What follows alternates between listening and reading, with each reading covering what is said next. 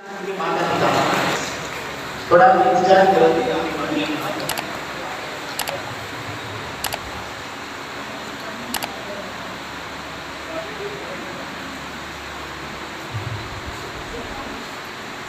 जोरदार तालियां।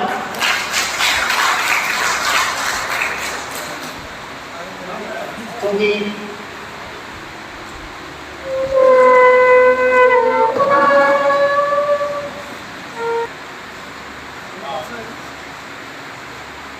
जोरदार तालियां।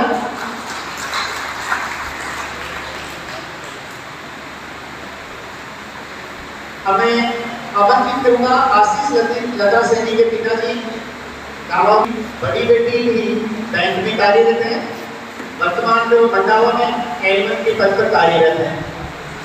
किसान होते हुए भी रामावतार जी ने अपनी बेटियों को बहुत अच्छी तालीम दी है और उनको तालियों के साथ स्वागत। इतने सुंदर कार्यक्रम का संयोजन करवाने वाले प्रतीक सिंह भेंट करने के लिए आमंत्रित कर रहा हूँ सुनील कुमार जहाज, शिवपाल जी सैनी रूपाला,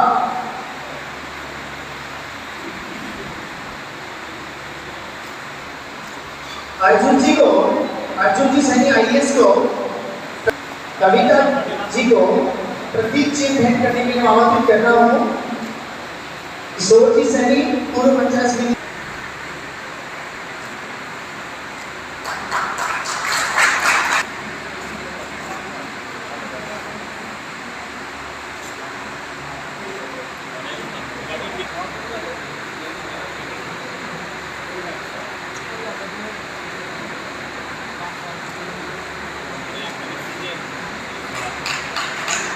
चलिए अब हम जानते हैं सुनीता जी से कि उन्होंने ये जो अचीवमेंट प्राप्त किया है उसके बारे में उनका क्या विचार है। हेलो मैम, स्वागत है आपका पीडीएस न्यूज़ चैनल पे। Thank you sir. सबसे पहले तो मैम आपको ढेर सारी शुभकामनाएं।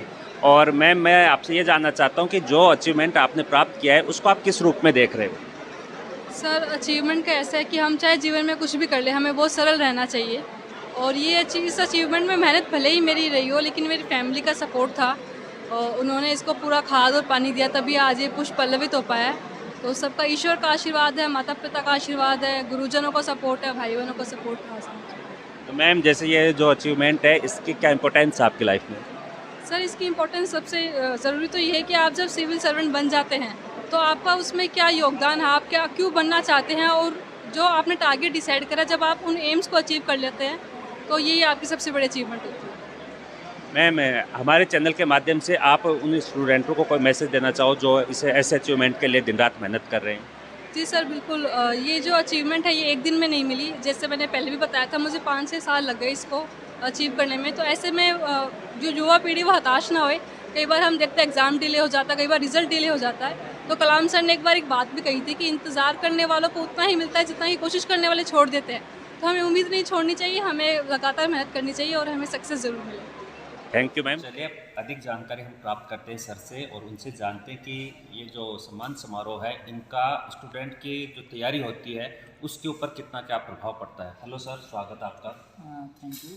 सबसे पहले तो मैं आपको बधाई देना चाहूँगा कि आप समाज के लिए और अपने युवा साथियों के लिए काम कर रहे हैं, इसके लिए आप विशेष बधाई के पात्र हैं। इस प्रकार के प्रोग्राम से 2 टाइप के बच्चों में मोटिवेशन मिलता है। एक तो जो जस्ट सेलेक्ट हुए हैं और वो आगे और बढ़ना चाह रहे हैं, तो उनका क्या है कि मनोबल बढ़ता है कि हाँ मैं भी और आगे बढ़ सकता हूँ। दूसरा जो बच्चे तैयारी कर रहे हैं उनका ये फोकस रहता है कि पता नहीं मेरा होगा या नहीं होगा, या किस तरीके के लोग आगे बढ़ते हैं, कैसे ख़ानदान के लोग आगे बढ़ते हैं। तो यहाँ पे वो जब देखते हैं कि जितने भी सिलेक्टेड पर्सन्स हैं वो अपने ही अड़ोसी पड़ोसी हैं, अपने ही पास के हैं, उनका बैकग्राउंड भी अपने इक्वलेंट है, या कुछ ऐसे भी मिलेंगे जो उनका बैकग्राउंड उनसे कम है, तो उनको डेफिनेटली मोटिवेशन मिलता है। और वो कुछ ही दिन बाद में मतलब उनका ये पॉइंट रहता है कि यार आज तक मैं ये सोच रहा था कि मैं आरएस के लिए सिलेक्ट नहीं हो सकता, मैं आईएएस के लिए सेलेक्ट नहीं हो सकता क्योंकि मेरा बैकग्राउंड कमज़ोर है।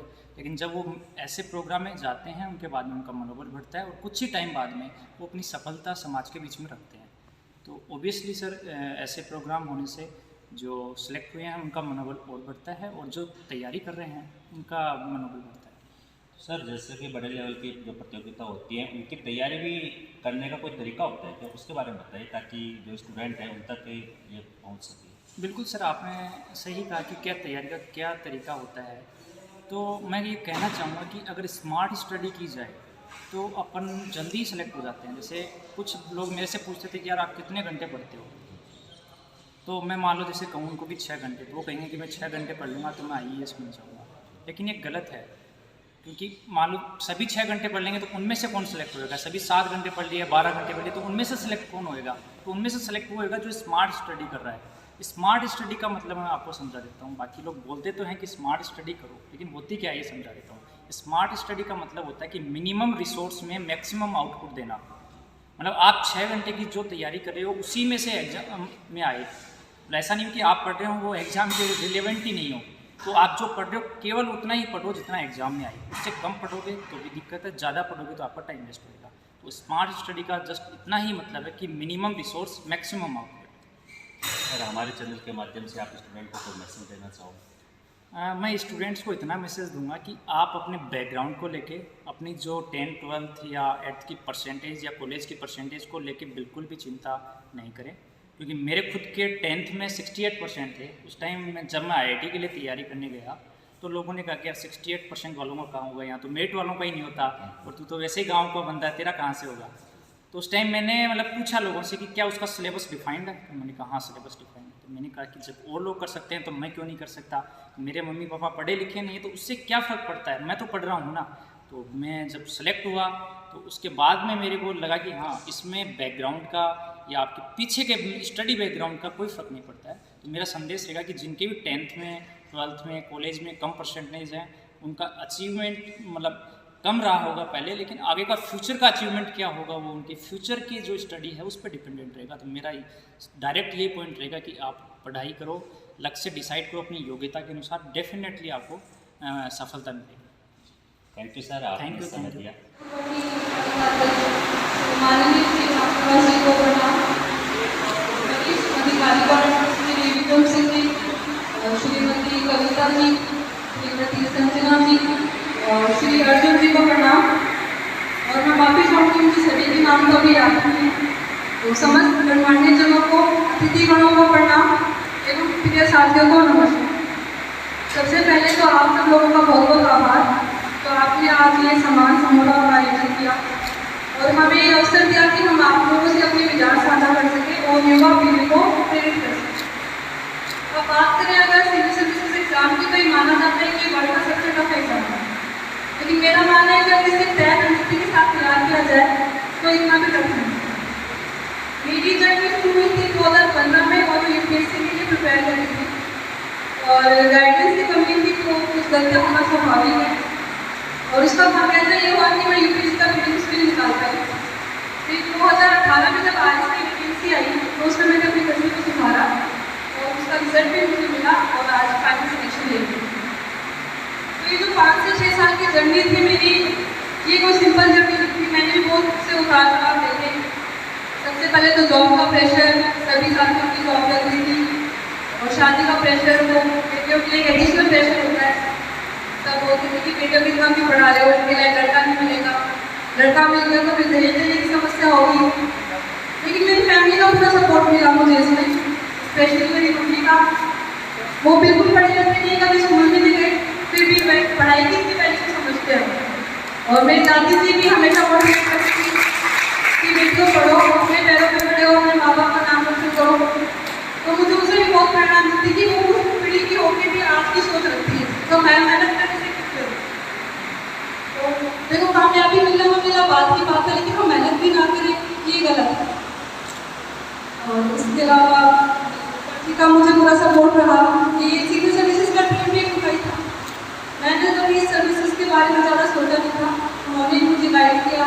वो ज़्यादा पढ़ी लिखी तो नहीं है, सिर्फ 9th क्लास ही है, फिर भी जहाँ से भी कोई सुविधा हो सकती है मुझे सबसे कंसर्न करवाते, सबसे मेरी काउंसलिंग कराते और हमेशा एक ही बात कहते थे कि बेटा पैसा लगाना हमारा काम है, मेहनत करना तुम्हारा। तो मैंने इसको हमेशा ध्यान में रखा और पूरा प्रयास किया और हासिल किया।